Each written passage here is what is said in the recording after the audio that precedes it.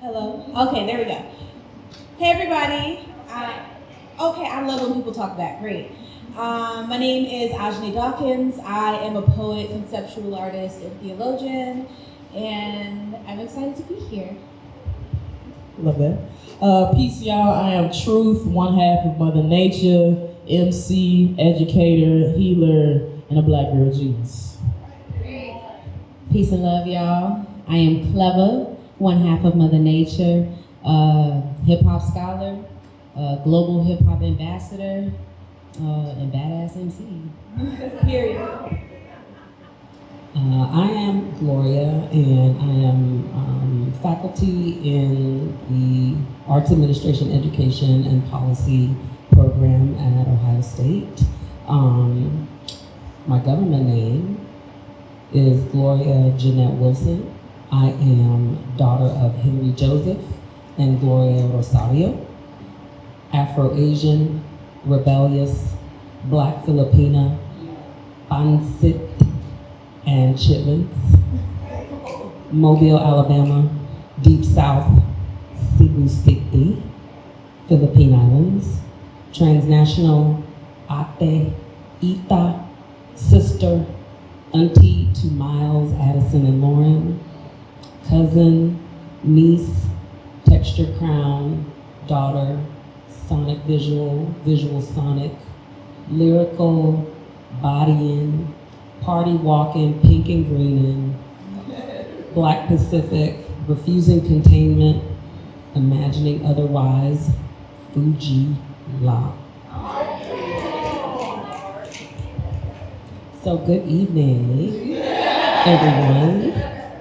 Thank you so much for joining us for this closing panel of the HipHop Literacies Conference. Big ups to the organizers, Dr. E,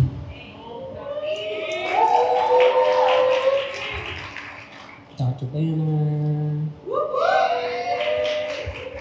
Ayana. So tonight we gather in the presence of artists whose work does far more than perform. It teaches, it builds, it heals, and reimagines.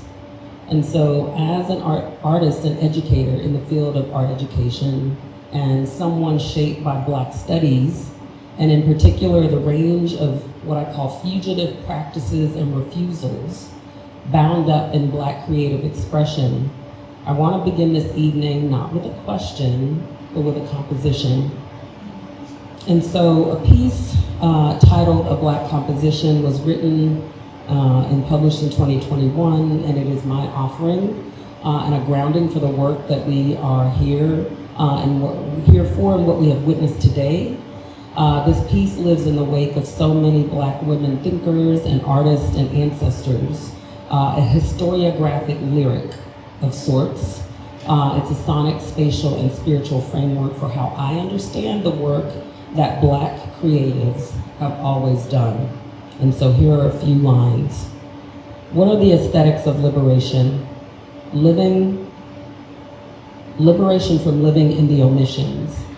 Annotated lives embody the Black, 35,000 middle passages, geographic inheritances, Elmina, the door of no return, middle passage, womb, produces the Black.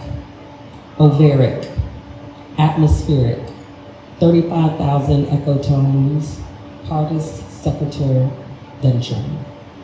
Precarious birth, Blackness, precious cargo, shipped, held in the hold, Black, within the holding of the ship. How then does Black create a space out of no space? What does it mean to be held there? What are the logics of legibility in the no space? Black moves in no space arrangements. Possibility out from dispossession. So I offer that as both an invocation and a context because the artists joining me tonight, Mother Nature and Ajanaé Dawkins, move through similar frequencies. They too, in response to what's been omitted, overdetermined, and made illegible, teach not just with their words, but with their worlds. So I'm so moved by how today's guests use creative expression to teach, to heal, and to transform. And so let's start by pulling back the curtain a bit on process. And so on the rituals, the practices, and the commitments that ground the work that I have come to admire today from all of you. And so I'll start by asking, Ajanaé, you speak of co-laboring with the Holy Spirit through poetry, and Mother Nature, you frame your work through ciphers and mantras. What makes your creative practice sacred?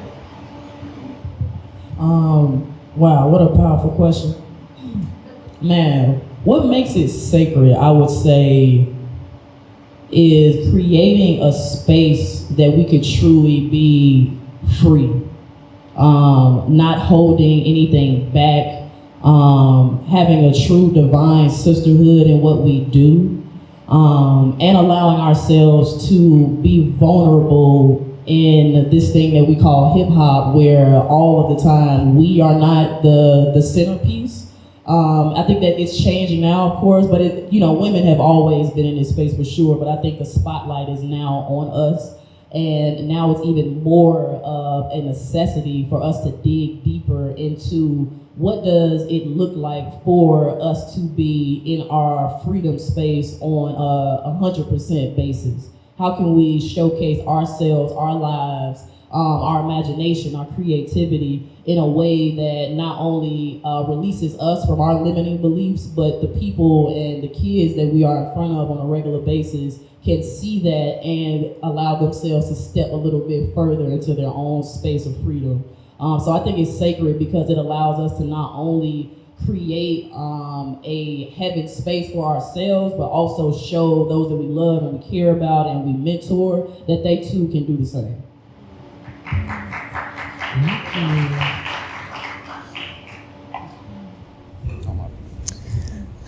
Can you repeat the question one more time? For sure. What makes your creative practice sacred?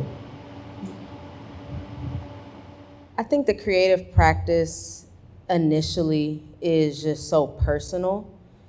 And, there's sometimes we can't afford therapy. Sometimes we, praying is definitely one of my practices, and meditation, but I think sometimes the process of writing, it almost feels like, it's a process in itself. It's like I get to travel through my mind, through my histories, through my insecurities, through my imaginations, and it's almost like God is cleaning me up and preparing me in different ways. And then that's just that process, right? Just the writing process. And then the process where we get to share it with each other is sacred in itself too. Like she spoke to sisterhood, that has bonded us through the years and kept us really close, being vulnerable with each other. And then having the confidence to go outward and do that with other people outside of our sacred sisterhood. And that right there, what we do with youth and what we do with our peers and community, I've seen how, something that I might have felt personally, in my bedroom writing, this lyric was so personal to me, but then it became so personal to someone else and very pivotal in their life. And it allowed for a new connection to be fostered and maybe for something to be healed in that person. And then you just keep passing it around, right? So, it's so sacred, and I'm just grateful. Like I'm always in appreciation for the gift of Gab and the gift of lyricism and writing, because I don't know if I would be the person that I am today and would have stepped into my power in the way that I have and be able to hold and to deal with all of the things that we deal with and that try to kind of tear us apart. So yeah, it affirms who I am. It gives me a place in the world, and it does something for others.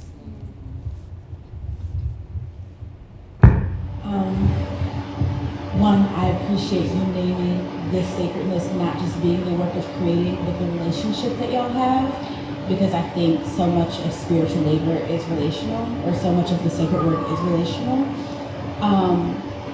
Bell Hooks in Remembered Rapture talks about how one of the failures of the Academy is that it does not take seriously the role of the spirit in the processes of writers, and how if you talk to especially Black women writers, many of them talk about the spirit as fundamental. When you talk to Alice Walker and she talks about how the color purple came to her, a big part of that is her saying she was literally being visited by these characters. And I say that to preface, because I know I always sound like I'm in the woo a little bit. To preface that with saying I believe that the act of creation by nature is a spiritual thing. And I think it's spiritually neutral because I think you can create for evil. I think that you can imagine evil, and I also think that you can create for good, and you can imagine better worlds. I think in the same way that everybody on the stage today in the workshops I was in talked about what it meant to imagine a heaven, there are people actively trying to imagine a hell for us, and that also is creation, that also is spiritual work. So I think all creation is spiritual, and that's just my personal belief about it, and I think that spiritual nature is what makes the practice sacred. And I think that for me, y'all know how people have been having the conversations about like how the new R&B singers, their problem is that they ain't grow up in the church. Have y'all seen those conversations? Okay, so like my theory is that part of that is not just that they weren't technically trained in the church, but if you were trained in the church, you were trained to believe that your talent was a spiritual gift. And so if you believe that your talent is a spiritual gift, then you believe that at any point there can be spiritual intervention. That means your ad-libs are not just a moment of you like moving out of what you think the craft should be and out of what you've studied. It is you think anything can happen on the stage if the spirit shows up, if God shows up and moves, and anything could happen for your audience. And that for your audience, this really can be a life-changing moment. Like the thing that you're doing right now, this is not just games and for play. Like people on the other end of your craft can actually be delivered, can actually be healed. And that's part of why I love y'all talking about healing as function, like as a part of your function, as a part of your practice, because those things are also very deeply tied. Like people, they get healed in multiple spaces. They get healed in the body, they get healed in the spirit, they get healed in all of these ways. So I'm gonna stop rambling, but yeah, that is for me what makes it sacred.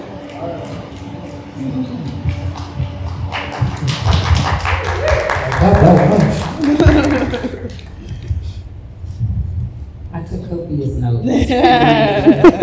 Each of their workshops, each of the workshops that I attended earlier, I don't know if that's just it comes out of habit. You know, you're being a student and you're taking notes as people say things that are meaningful, particularly when Black women speak, when Black women write. I tell people all the time, you know, my discipline, my home discipline is art education, but my theorization for methodology and for my creative practice is deeply rooted in Black women writers. And so, you know, as you all were talking, you went into, you know, sort of an extension of the question that I had, you know, how does the craft hold spirit for you? It made me think about Alexis Pauline Gomes, Black Feminist Lessons from Marine Mammals. Come on. Oh, wow. It's so good. That's my book. Okay. Right. Writers like Catherine McKittrick, you know, who put forward a method of blackness, black method, Torquase Dyson, who imagines through abstract forms, self-emancipation, stories of self-emancipation. And so as I was taking copious notes and trying to pay attention, I You know, I had a sense of gratitude for both Teron and Ayana inviting me into the space to serve as a moderator. Because, you know, many times, you know, I think, well, why do you? And so there are people who pay attention to the things that maybe I've put out in the world that I have pushed down, because this made so much sense to me, being in your workshops. And so it was really, really inspiring. And so you all talk about heaven a little bit. And I do have questions, you know, I have a series of questions. I may go out of order, but each of you offer us worlds, imagining heaven. And so Ajanaé, through the notion of elegy and eschatology, Mother Nature, through collective rituals, through ciphers. And so what does it mean to build heaven in your work?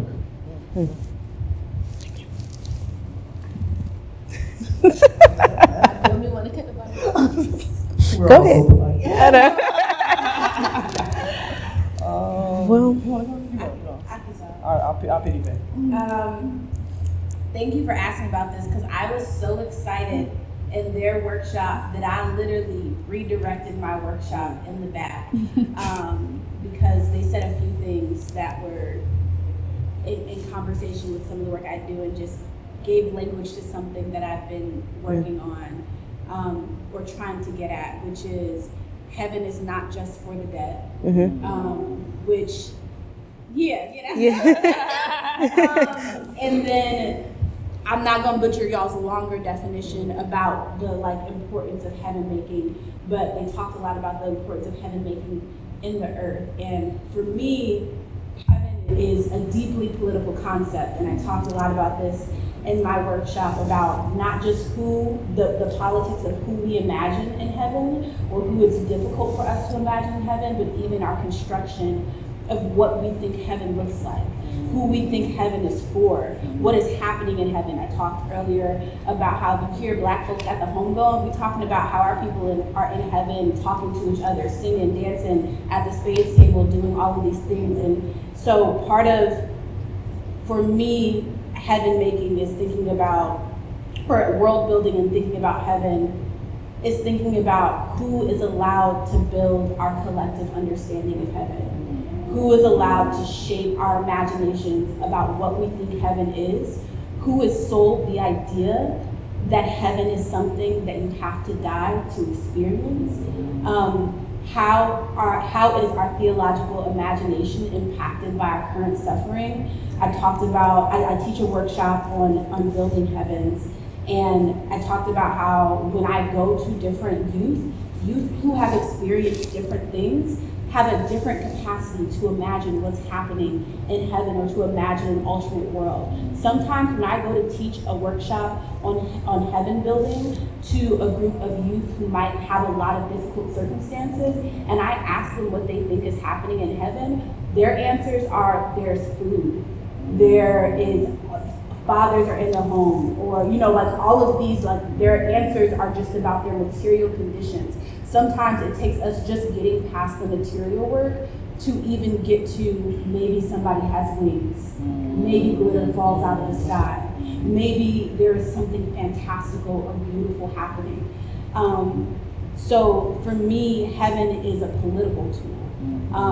It's something that I believe in, but it's also something that's deeply political, and I'm always wrestling with, when I think about constructing heaven, is not just trying to build a place where my dead live after they've suffered on this world, but also thinking about it as something that helps me imagine a better place here.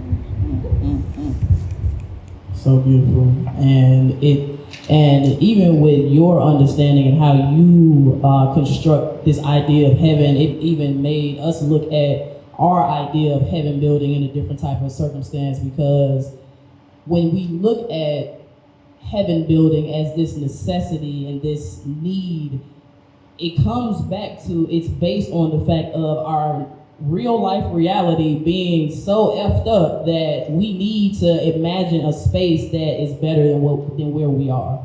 And for us, it's always been something that I think has been a part of our practice as MCs, as community leaders, just always trying to figure out with those that we're building with, that we mentor, that we are in communion with, if you are going through struggles and strife and difficult circumstances, how can what you have now allow you to begin the building blocks to get yourself into a better circumstance or situation?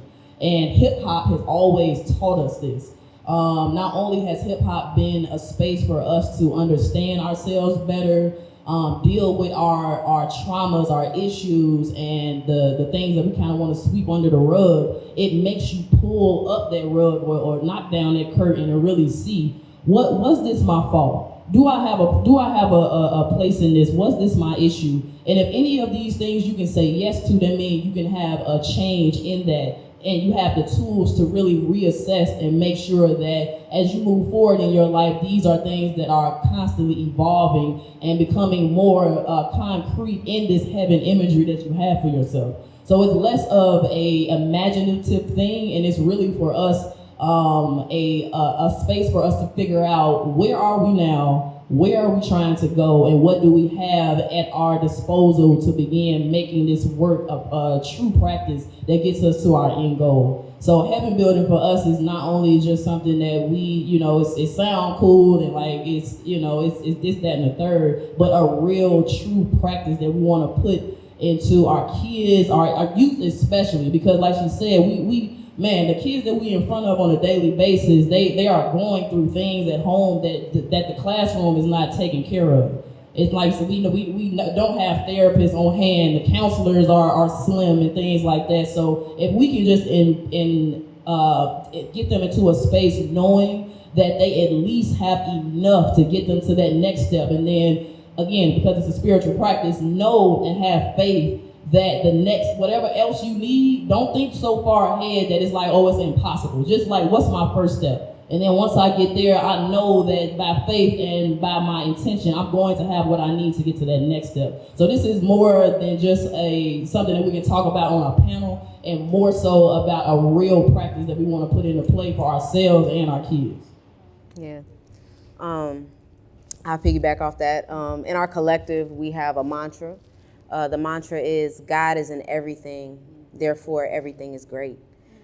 We've been saying this for years, and it's a mind over matter, for sure, but it's keeping just the proper perspective in mind, and it's consistently empowering ourselves and holding ourselves accountable to the energies that we circulate.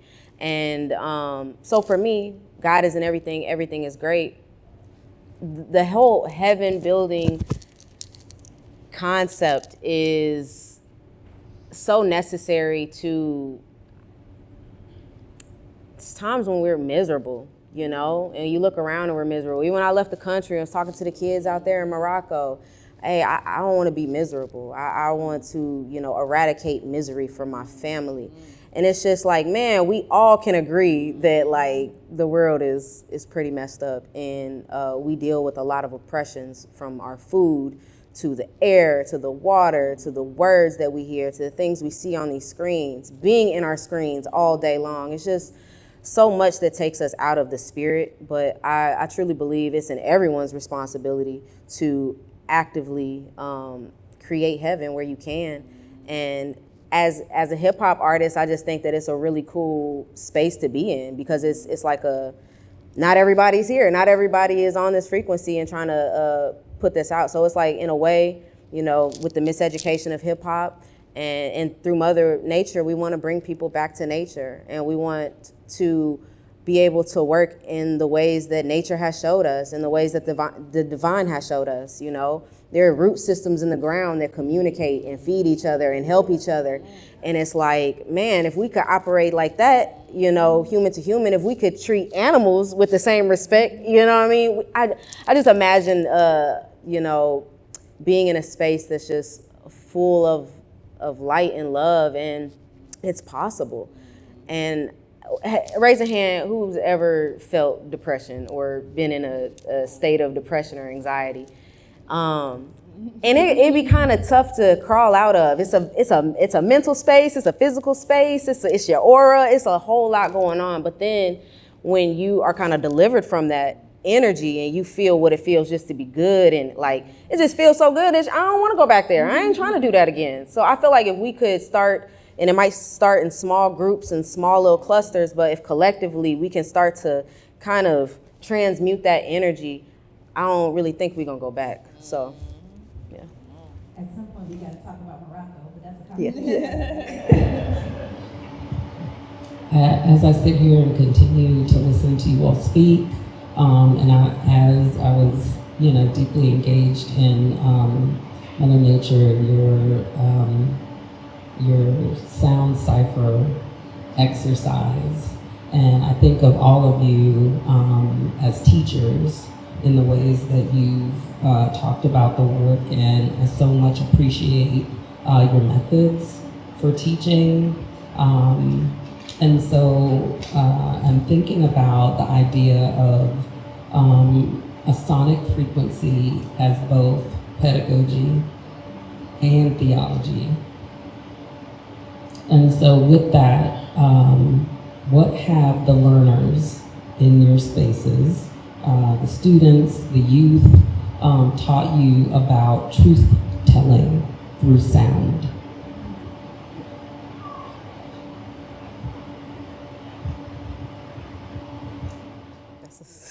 Sit on that one. Well, let me build this answer. What have we learned with our students through sound? We recently, this last week, we just wrapped up our youth mixtape. We're at this school called Marshall Middle School. Very gifted group of students. We have 4 groups of students, and in each class, the writers, the MCs, the ones who were interested in creating their own music, recorded their songs. So we helped them with the writing, and they picked their own beats. Each class was vastly different. Our first class was like a little folky song that they did. The second class, talking about relationships and rumors. Our third class, talking about something similar, very on the R&B vibes. And our last class, all rich energy. And I listen to the songs and I be tearing up, right? But they're potent, like their emotion, their perspectives of themselves, of what it takes for them to be successful, is really interesting. They don't really have a lot of holds either. Just honesty. What I've learned is, I don't know, it's like, help me out.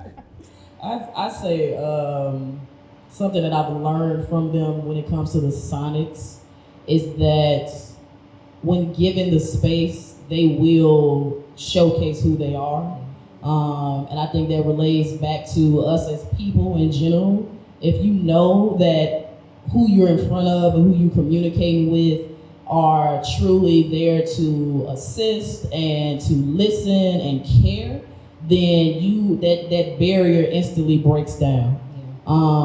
When we first were working with these group of students at the top of the school year, there was some barriers up, there was some blockages, there was some holdups and things like that. Almost tears, like we don't want to do this. Yes.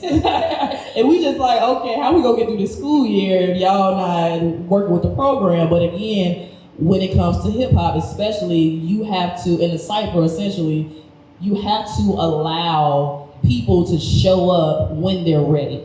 If you're not, I can't force you to do anything, and we don't. So if you want to, be on the sideline for this, activity or this cipher or whatever we're doing in class, that's okay. But slowly but surely, we started to see those same kids enter the cipher in regards to an activity that we're doing or a discussion that we're having. And to know that, man, you just didn't feel comfortable in the beginning, or you are used to teachers showing up a certain way, so you already had a preconceived notion. So you like, I'm cool. Until we showed ourselves in full and being vulnerable and showcasing what we do, then it becomes a thing of like, okay, I think I can trust you.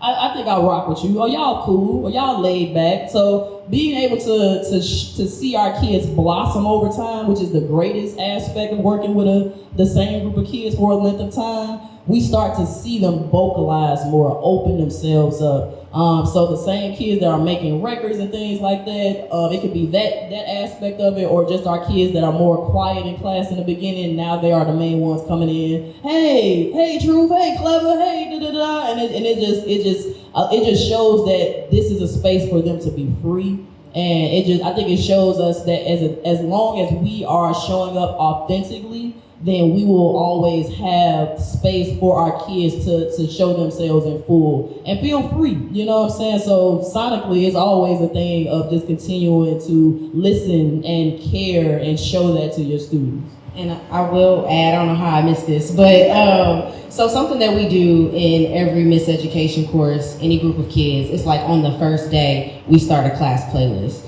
And just speaking on sonics, it gives us the opportunity to understand our students through the music that they listen to, because that's essentially, like, that's the language they speak in.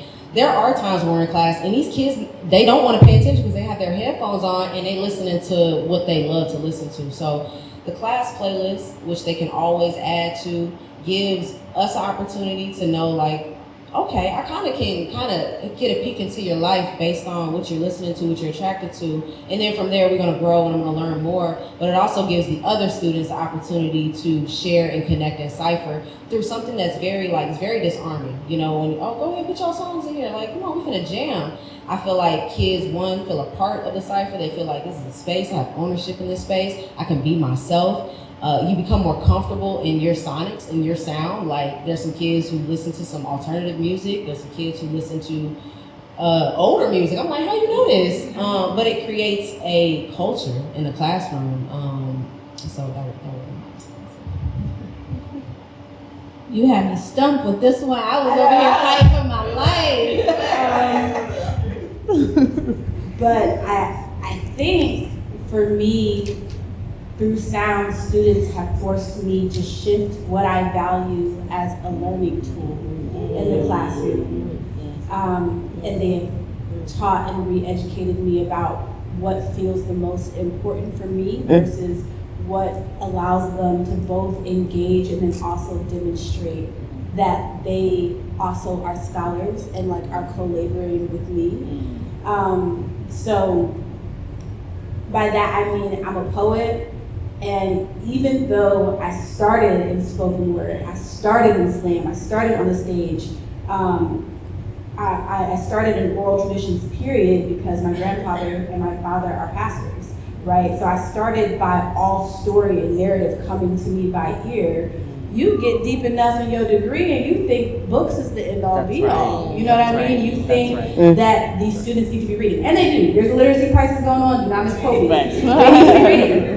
But Zora Neale Hurston, an ethnographer and anthropologist who is one of the most brilliant novelists of our time, believed, or her favorite, like, mode of art was playwriting because of the way it brought the art to the community. And there is a way that with sound, with voice, I have been able to convince students of something that I was not able to do coming page first. And not only that, there was a way that they were able to convince me back in a way that they were not either going to write or be able to write in the same way, but through cipher in the space. I teach in prisons, I teach in juvenile detention centers. I go into those spaces sometimes and they tell me I'm not allowed to have pencils and papers because somebody got into a fight and now all of my materials are restricted, and literally the only thing we have to make this lesson pop is our voice. And then what, for me as an educator, to then make that a small tool, to make that a lesser tool, to say, like, the voice, the sound, what you can construct in this moment without a pencil or paper or all of these things that the system has restricted you from is a lesser tool to communicate yourself in this space. So with sound and specifically with the use of voice, my students have like shifted my pedagogy in terms of what I value and what I think is the most important thing to happen in the classroom. Come on, yeah.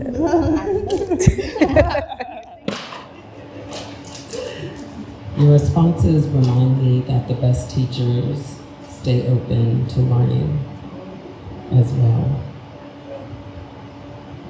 And Ajanaé, I don't know how you do it, but you always give me the best assist for the next question that I'm gonna ask.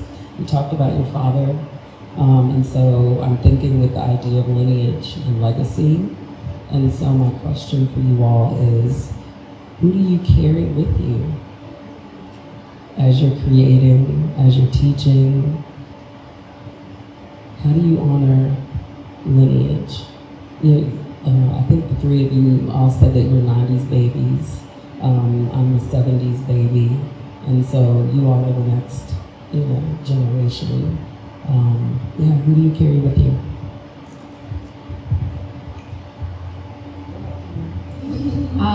Shout out to Dorothy.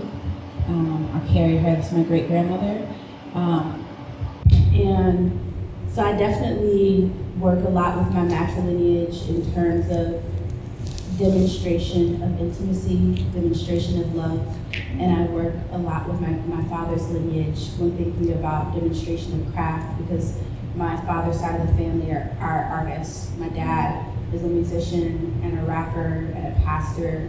My grandfather put me on the stage at 3 years old in the pulpit and made me sing the Barney song in front of the church because I didn't know any hymns yet.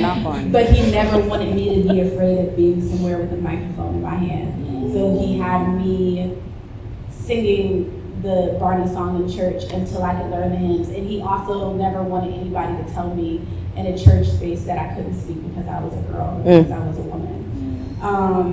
So I deeply carried that with me. My grandfather always emphasized that women were the first prophetic manifestation of the gospel. My dad, I grew up literally sitting on my dad's lap while he recorded in studio.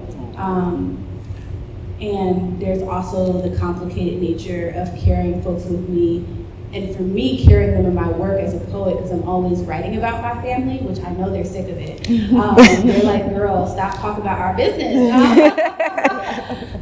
So there's also the ethical implications of carrying folks with me. My mom's an accountant. My grandmother's like an educator. My great-grandmother was like a Sunday school teacher, and I'm constantly trying to pull sacred meaning out of their stories. So at some point, I also kind of begin meddling with the dead. I begin meddling with your ghosts. And so both carrying them with me and like walking a very fine line of honoring them, working not to exploit them, whether they're here or beyond the veil, working to move ethically, and also knowing that like I'm gonna be an imperfect storyteller and an imperfect carrier, period, and that I have to make or talk about them anyways.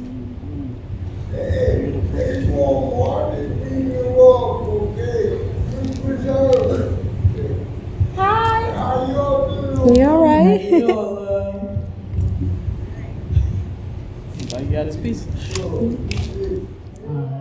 love. First off, I definitely carry my grandmother for sure, Elnora, more so in the spirit of ascending to her height, in the sense of who she was character-wise, always being and a shoulder to cry on, a helper and assistant, and a servant, to almost to her detriment at times. So I'm trying to balance, not too much, but enough where it's like I'm still getting what I need. But I know that the way that she gave was always from her highest place. So she was always taken care of, even when she didn't always take care of herself. And I would say also my mother, Tina, because I am what she would call like her dream that she didn't actually actualize. So she was an amazing singer, like her and my uncle. both my uncles, and they, you know, for whatever reason and the way life went, they just decided not to pursue that, you know, out of fears and things of that nature. And anytime that we talk about what I do and the moves and stuff that we're making, it's just like, man, she always says she's living her life through me. So I want to make sure that I'm not afraid to continue to reach my goals and to really take this as far as I can, because I'm not only doing it for myself, I'm doing it for my family, I'm doing it for my lineage, and I'm also making sure that I'm inspiring those that I get to be in front of, whether those are my peers or those that are my mentees and things like that. So I just want to continue just to hold them dear and close so I can not only rise as an artist, but as a person as well. Again, heaven is not reserved for the dead. When it comes to those who are no longer here in the physical, I still carry my stepmother, Mama B. We ain't got the same blood, but this woman has taught me so much about music, R&B, motherhood, responsibility. I recently had a little one of my own, my first child. I'm a new mother. And so a lot of things now, like trying to balance art, relationship, family, health, and all those things. I really be wanting her here to kind of like help me through those things. I carry my pops with me, quite literally, wherever I can. He also put the mic in my hand when I was all of like 3 years old. And because of that, I've always known I was an MC. So I carry him with me. I want to make him proud, and I want to help him to realize things that maybe he hasn't been able to in his life or through music. So I feel like it is a passing of the torch, and it's in my DNA. I carry my grandfather with me as well. He was a performer. I didn't know him well, but through all the stories and through just his energy and his character, I can imagine how I carry some of that naturally without knowing. Yeah, I carry my mom with me too. My mom is living, but I've carried my mom with me my entire life because I've always wanted her. I've always wanted her in my life, and I've always, that's kind of a thing that I had missing, even though I had my stepmother. You know, it's nothing like the person that you came from. So a lot of my life, 30 years plus, I feel like I've been working, trying to use hip hop and spirituality as a tool for her transformation. And all praises be to the Most High. My mother's clean. My mother's living with me in Houston. My mother takes care of my son from time to time. And it's a beautiful thing. So, and I carry thinkers on my back. We got a whole collective of MCs and brothers and community, you know. We carry that. We definitely do. And sometimes I don't feel like we're carried as much, you know what I'm saying? But also, hey, you know, that's just a part of our purpose. It's a part of what God gave us the strength to do. So, man, I always got some on my back. So I have one final reflection. And so whether it's Ajanaé's odes shaped by elders or gospel soundtracks or Mother Nature's daily work in classrooms with youth, each of you demonstrate that lineage is not only inherited, but it's also chosen and built in real time. And so in your workshop, Ajanaé, you asked us to write odes, devotions to ourselves, to our ancestors, to the divine. And so to close our conversation before I open it up to our participants, I'd love to ask each of you, what is an ode that you carry with you right now? Be a phrase or a practice, a lyric that you return to.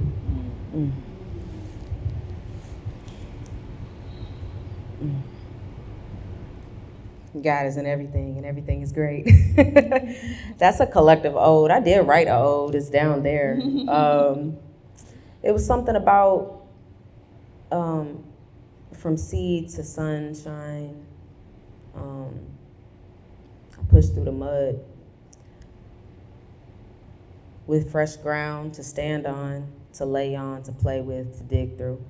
And that second part was about her. The first part was about me coming through the earth and, and blossoming and making it, right? Because it's dark at first. Like when you're a seed and when you're in the womb, it's all dark, but then you push through and it might feel like, what's happening? Like what's going on? This is so hard, but it's like, you're right there. Like the sun is about to shine on you. And my ode to my sister, she's such a reliable, trustworthy person. And such a spiritual person, and she keeps me leveled. And I feel like when everything else is shaky or weird or I can't quite figure it out, I'm confused, she's my ground, she's my fresh ground. So I think we work in tandem like that. Thank you. You're welcome. I would say one that recently has been in the back of my mind is God has no limits. That one has been something I just keep going back to because every day it's something that I can say, limiting belief, like, and trying to break that and transmute and figure out a new thought, a new belief to have, and I always can go back to that. Well, if God don't got no belief, got no limits, then why should I? If I'm coming from that, if I know who I'm co-creating with, why am I feeling as if I have a valid reason to have something or have a thought that makes me believe I can't go further and reach the goals that I have for myself? So when I go back to God has no limits, it reminds me there's nothing that I cannot do. There's nothing that we cannot do. All we have to do is be intentional, remind each other, do the work, and be willing to show up and be consistent in those practices. Because God always got our back when it feels like, God, where you at? It's because we disconnected. It's never the other way around. So I think that ode, as you say, is the one that sticks out for me in this present moment of time. I think I'm gonna go ode to the things that we love and our dreams. I did an interview. I interviewed this brilliant poet. Her name is Naomi Shihab Nye. And she's an older poet from an older generation. She was one of my earliest interviews when I started podcasting, me and my best friend, Brittany Rogers. And we thought we were so smart. And so we was like, we gonna ask her what, she would tell her younger self because we were so innovative. And we were like, so what would you tell your younger self? What advice would you give? And she was like, oh, nothing. I lived the life of my dreams. And that wrecked me because I was like, I'm not even 30 yet, and I'm not living the life. Every day I'm doing things that I don't want to do. I'm dedicating time to things that are not fulfilling. Because some things you do in service of your future self that don't feel good right now. So I'm not talking about those things. I'm talking about the things that 10 years from now I'm going to have regret. I'm going to regret having let take up so much time and space in my heart, in my mind. And so very much so owed to what I actually value, not what I think I should value, not what other people want me to value, not what society tells me to value, but owed to things that 50 years from now I'm gonna say I did exactly what I wanted to do. I loved exactly who I wanted to love. I was present with, I made the art I said I was gonna make and I wanted to make. And I spent my life, even if, I think it was Toni K. Lombard when she was like asked how she maintained her writing practice. She was like, I stopped caring about my dishes and then people thought I was dirty. This is really like, because otherwise if I had a clean home I wouldn't have written stuff. And I'm like, in the Black community, people come over and them dishes not, you know what I mean? So just deeply relying on what I actually love. Oh, to the things I actually love and not what I'm supposed to love.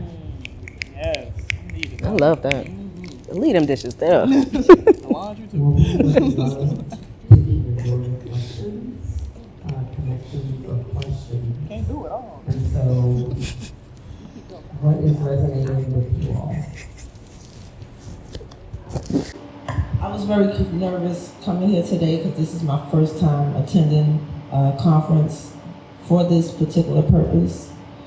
But everything that you touched, the questions that you eloquently asked, and the way you ladies just, eloquently answered them, it was almost like you took a page out of my life. From the heaven on earth to the yearning for the motherly love. I actually, DJ, just so you can hear me, I sent another song to you. Please allow me to say it as a gift to you, because I believe in music healing us as well. I've spent so much time working my job. I'll be 48 next month. I stopped rapping because of the industry. I was molested as a child, and I seen the person who molested me in a major studio on my journey in my early 20s, and I walked away. And then I'm a part of DMX's original crew. To be here now at this age, walking in purpose, my job gave me a year off to walk in purpose. I'm just happy to be here, and I'm happy that you ladies are living in purpose. It gives me hope for the future, for the next generation. We need more of it. And I'm just here to do the same thing you ladies are doing, and I'm just happy. I feel like I'm in the right place. It's divine that I'm here today, and that you are all here today. And continue to walk in purpose, continue to let your light shine. I believe it comes from inside of you. You don't need it to be installed in you, it's already there. Just gotta tap in.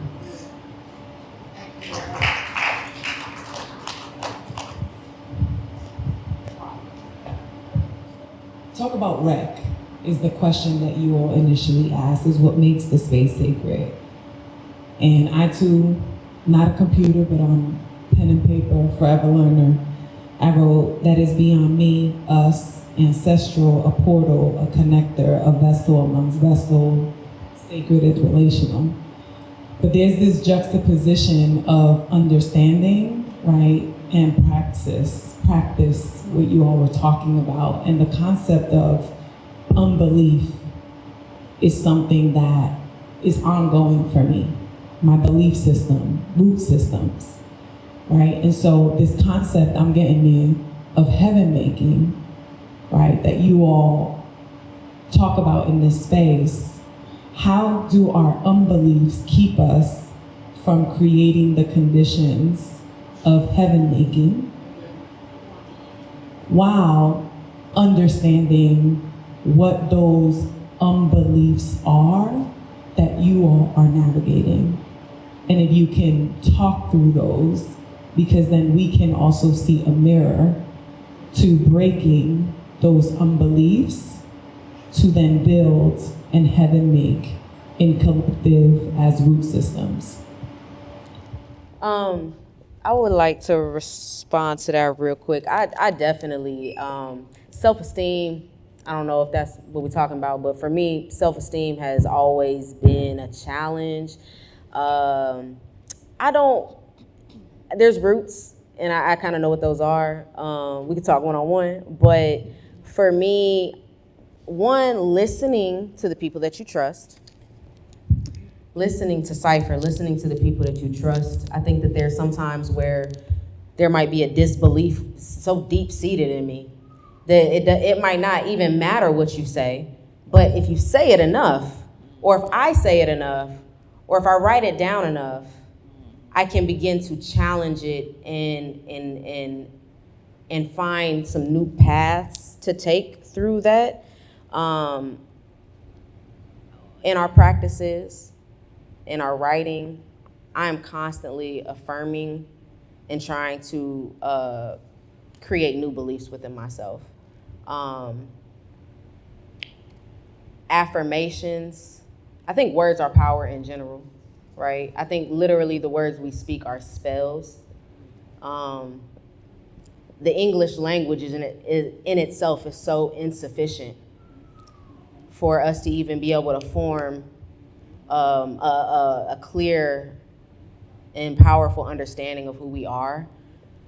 So it is a lot of work there, and it's a lot of process. And I'm not going to sit here and say affirmation's going to do it and just talking is going to do it. But I do believe that there is something in the people that you trust, in listening to them, and identifying where people is wrong and got you fucked up, even from childhood. There's times where I'm like, hold on. But that created a belief within me that I still abide by. So for me, words kind of help to direct the mental in new places. Yeah, and I thank you for bringing this question up too. Similar, definitely self-worth and the belief that I'm not good enough. Like, you cool, you decent, but it's like, are you good enough to be at the level that you see yourself at? Even now. Yeah. Today. You know what I'm saying? Like, well, right now. You know what I'm saying? And it's one of those things that I constantly battle. And the way that I have alleviated the issue a little bit, like day by day, has been in bringing it back to God, bringing it back to nature, of being affirmed by my cipher. Because sometimes, because those thoughts have lived with me since youth, it's like, it's so familiar to me. Like, I know that little voice more than I know my sister. You know what I'm saying? And it becomes a thing where I have to lessen that volume more and more every day. And it becomes a thing of like, did I write today? Did I take care of myself? Did I talk to my mama and my brothers? Did I serve somebody? Like, as long as I know, and again, our worth is not about a checklist for sure, but I know that in order for me to feel this sense of worth, it is me going back and just logistically, all right, did I do what I was supposed to do today? Did I say okay, cool. At least today I don't have to feel like I ain't shit. You know what I'm saying? Because it just becomes that on a regular basis. And little by little, it's just chipping away, continuing to just have this routine and this practice and this consistency. So when that thought comes in, now it don't hold as much power. And I can like lessen it a little bit more and more, because now I can see that what I've been doing day in, day out has been showing that worth is there. I have what I need, and I'm going to inevitably get to where I want to go because I'm doing the work. So it still pops up here and there, but it's just trying my best to find some type of practice that I can consistently look at and see, like, yes, you did a good job today, and hopefully tomorrow that little voice don't pop up as bad as it did today. A few things came up for me. One is that I think one of the things I've accepted is that I am going to be unlearning the lies of the society, of the systems that I was brought up in, that I was reared in for the rest of my life. I'm probably 90 on my deathbed. Like, oh my gosh, that was a lie too. This is actually how I feel about it. Like, I genuinely think that is how things are gonna go. I think there's a relationship between faith and knowing, because it's very easy to have faith in something that you can hold, that you can see, that you can access. And so then part of the work of faith, or the struggle of unbelief, is that you're trying to see something that you cannot physically see, right? My favorite prayer in the Bible is, Lord, help my unbelief. It's my favorite prayer. And part of it, to me, is moving in accordance with the thing that you don't believe, even while you don't believe it. Mm-hmm. Moving in that way. The other part is knowing that, again, I'd be out in the woo, right? So I think God gave me a very specific glimpse of heaven, right? Or a glimpse of the spiritual world. I think that there's a reason my obsessions are what they are. If you are somebody who's been following my work for any amount of time, I've been writing about the same thing since I was 16 years old, a lot longer than that.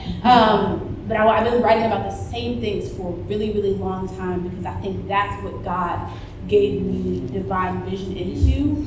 But my best friend, she has divine vision into something else. And because of that, there's a way that she can see me that I can't see myself. And like, there's a way that even in us sitting and talking, they got divine vision in a way that I don't have. So I sat in the back of their workshop and literally had to start editing what I was doing because they gave language to something. And so part of the issue with unbelief is it's really easy to have no faith when you are in solitude. And belief is easier to access when you are in community. How many folks in here grew up in the church? Okay, so y'all know how like sometimes when you by yourself praying, like it takes longer for the Spirit to come. But like if you sitting in the church and it's like 25 church mothers praying heaven down, all of a sudden it's like right there because y'all are moving together and expectation together.